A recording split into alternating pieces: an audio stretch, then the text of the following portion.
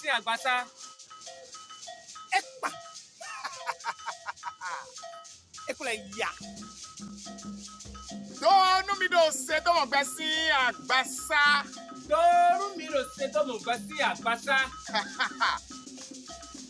Taru no e khati jibo peta do yeme. O mi ado e vana o bi ai kole na vanu ma o ko people wene.